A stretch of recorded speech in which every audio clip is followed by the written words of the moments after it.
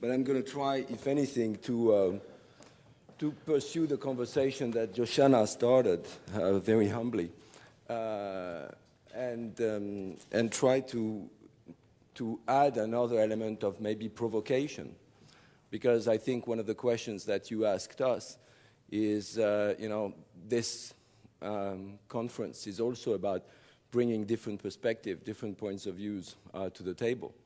So the theme that you told me to talk about is the shifting attitude of consumers. We've talked a bit about consumers already. I'll come back on that. So, but I'd like to start talking about shifting. I was not sure whether you asked me to talk about how we are going to shift those bloody consumers' attitudes, or whether the consumer attitudes, they are a shifting. So I thought it's probably not shifting that you meant. You probably meant more looking at, consumers as an adaptive system. I fundamentally believe that that's what's going on, and that's a lot what Shoshana has described. I mean, people are going to react. They're going to change based on a set of events that are going to be accelerated by the current credit crunch, but also that are going to react to a multitude of things that are happening in the background. The fact that there is a necessary revolution that is created by the planet crisis. That the fact that today, if everybody lived like an American, we would need 4 planets to sustain all of life, and we only have 1, or not even completely left. So what Al Gore did, the idea that, suddenly people have realized that the planet is fine, but maybe not us. The question is not saving the planet, it's saving ourselves on the planet. The fact that suddenly everybody knows that there are rich and poor, and the poor know too that there are rich and poor, and that there are people like Kamal who say, well, we're going to do something about it. And that you have new kinds of heroes that even get a Nobel Prize for talking about creating a world without poverty. But more importantly, the digital revolution. There is Clay Shirky. We were talking about him yesterday, Joshua. Came with his book called Here Comes Everybody. The fact that now everybody is empowered to be both a consumer and an actor of the democracy. At the end of the day, I personally call this open source democracy because it's really democracy, by the people, for the people. At the end of the day, that's what it's all about. And the digital revolution is enabling that. So, to me, it's not shifting. It's really adapting to a complete new set of cards that is going so fast. Facebook, started to work at the end of 2003. They filed for protection of their trademark at the beginning of 2004. We are at the end of 2008. It's a phenomenon. So you told me talk about attitude. The problem of attitude is, consumers say that they are willing, for instance, to pay more for a product that would be produced in a socially and environmental responsible way. So you have here all the countries, and it's a very interesting piece of information. The problem is, I'm more interested in behavior. I'm more interested in action and understanding, how people are going to actually evolve, and both in terms of the behavioral economics, but also, are we going to change our beaks? I mean, the reality, are we going to change the length of our beaks if we are an adaptive system? And then the last one, I think you know that I was going to kill that one too, the concept of consumers.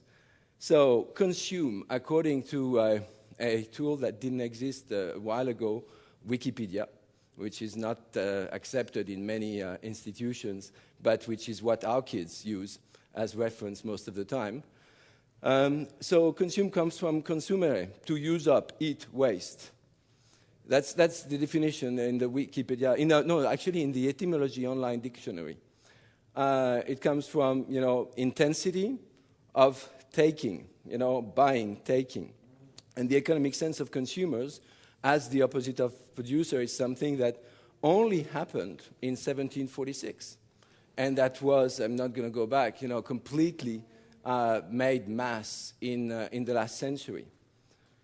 So the reality, I've said that, and that's one of the things I've said at Coke for the last 5 years, consumers are people too. And consumers are people too, which means that the role of businesses and brands in particular, since that's what I've been doing over the last 5 years, and I believe in brands in a way to shift people's behavior, brands deal with helping people deal with their fears and their anxieties, all the fears and anxieties that we've seen before, in terms of what's going to happen in my backyard, what's going to happen to my children, what's going to happen, when you go back home this weekend. So, and it's students, it's moms, it's employees, it's social entrepreneurs, it's the millennial generation, it's elder, it's all of the above, it's all mixed. It's a complex thing. Now, one of the things which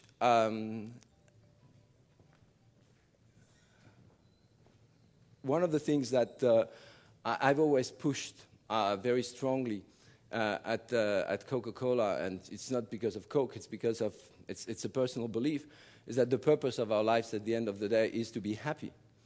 The Dalai Lama says it, the US Constitution says it, even Carlos Bola says it. The definition of happiness, he said yesterday, is changing to include a little bit more than wealth.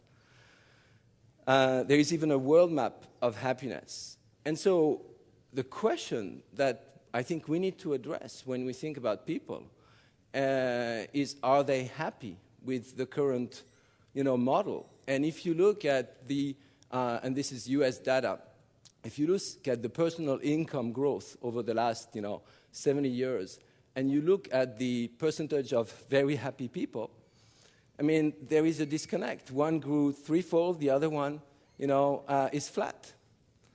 So, we talked about it also yesterday. There are countries that says gross national happiness is more important than gross national product. There is even, I believe, a definition of happiness which is quite good, which is the idea that the level of happiness of an individual is basically a set point. Everybody has a biological set point. Some get born to be more happy than others. And that's a fact. The second thing, it's the conditions of life. Somebody who has a very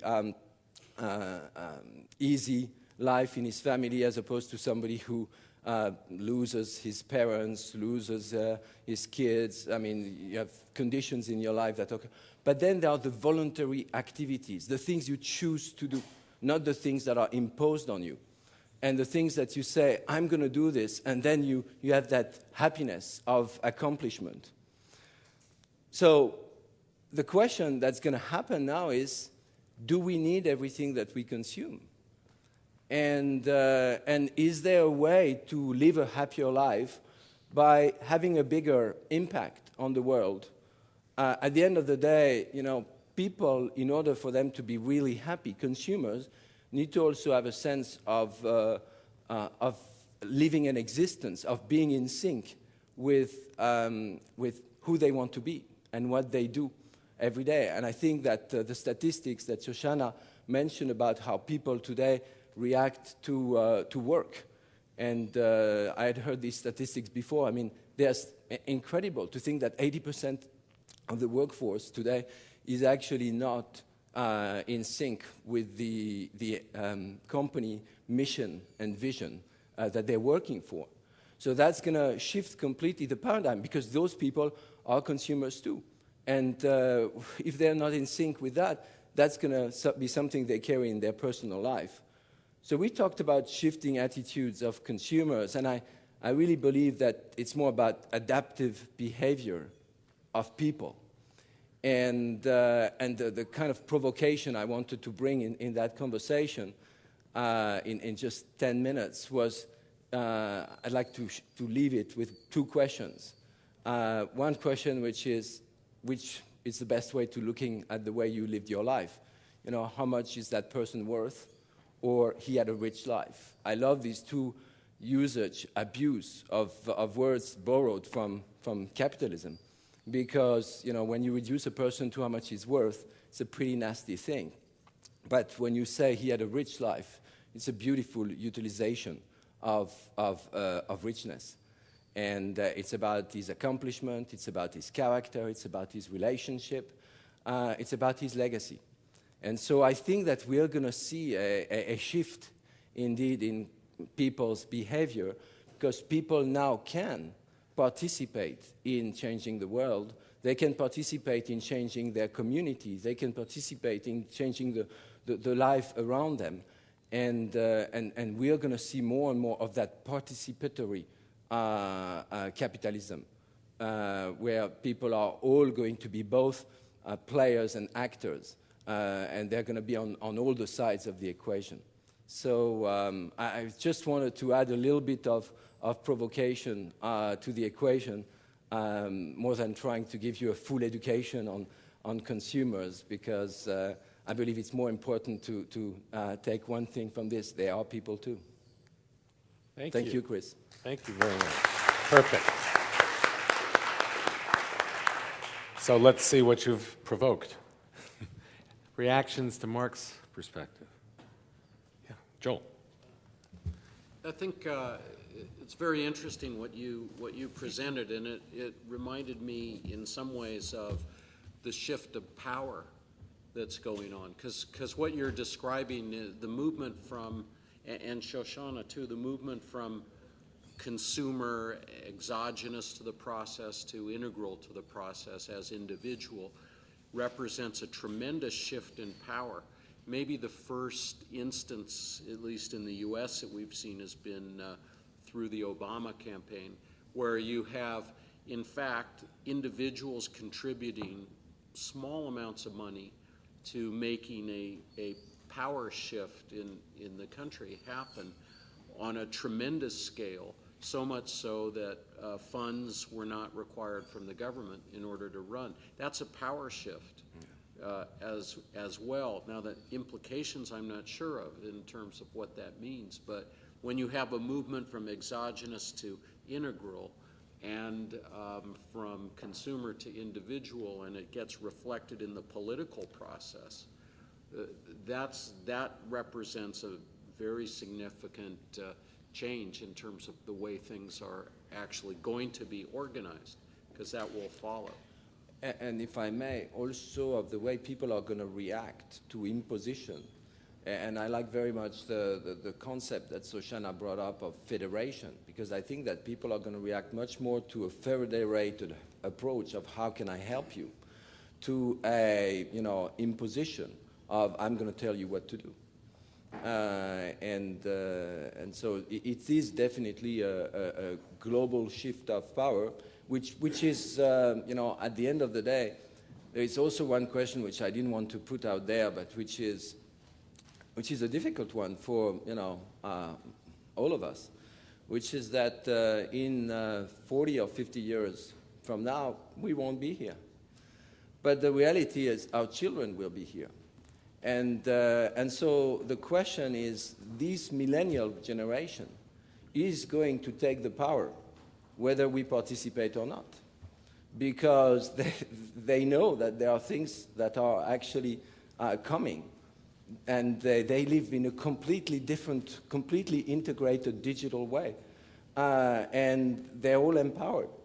And so it's very interesting when you talk across the globe, actually, not just in North America or in the West, with teenagers, to see how, in fact, they are completely ready for that, empowerment.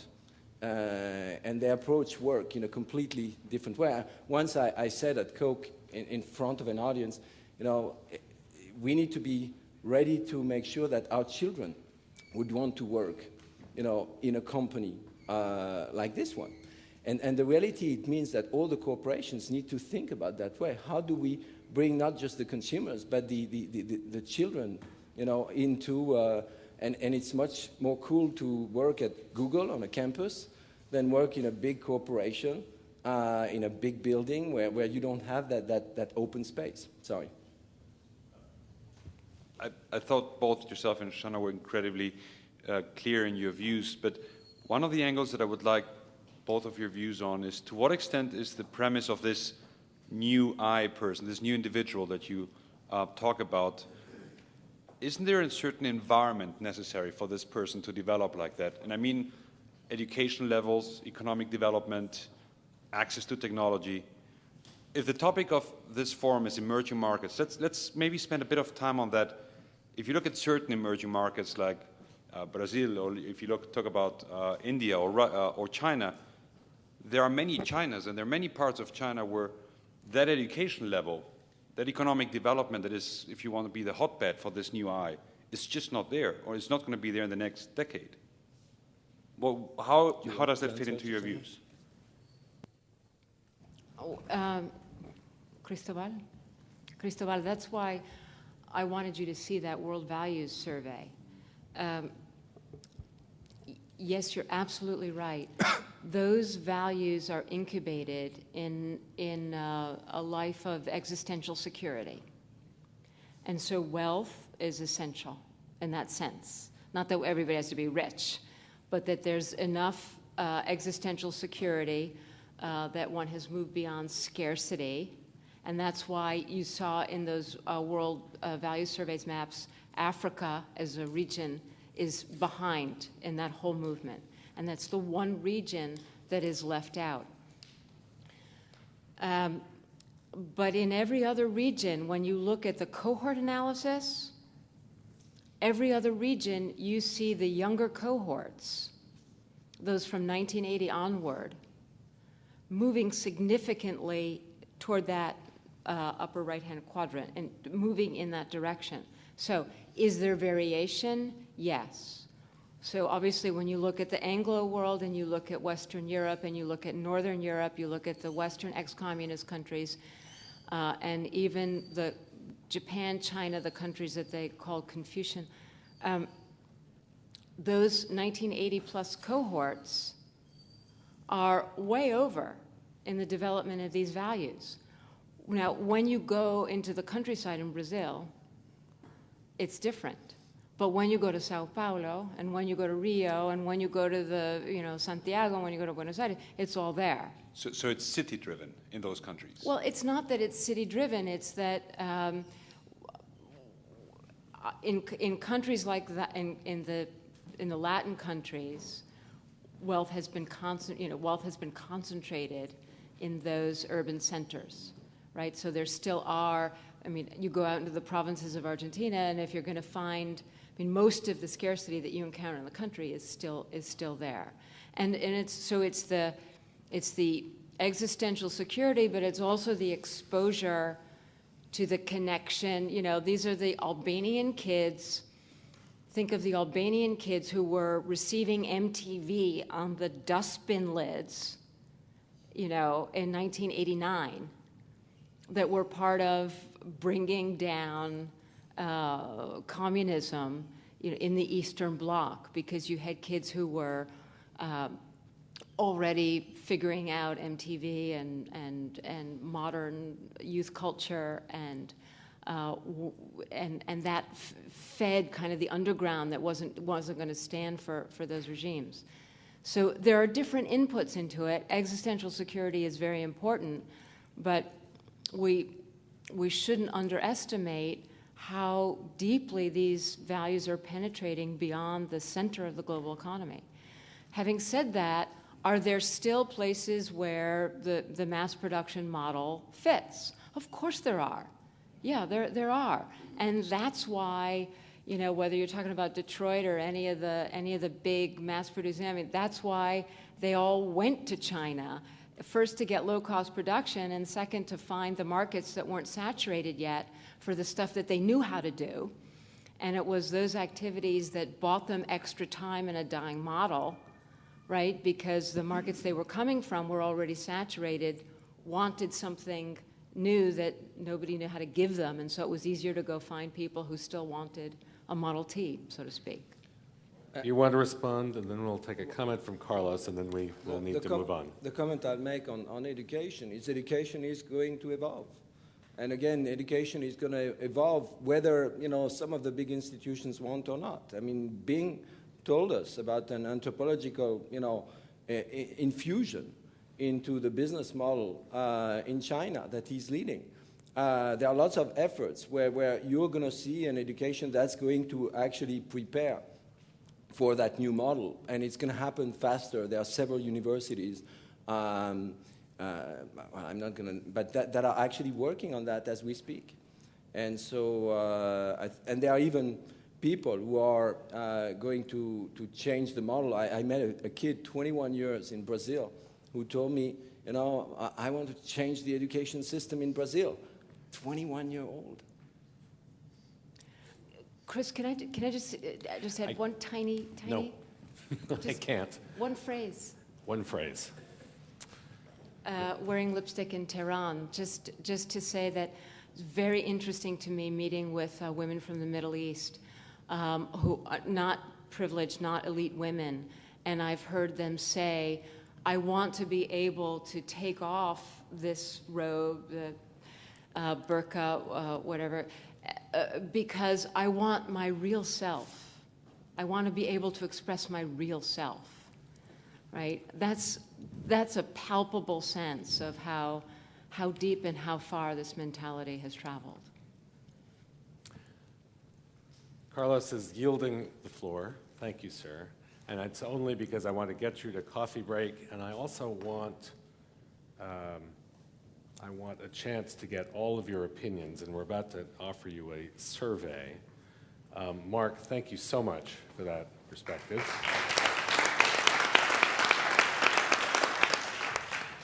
And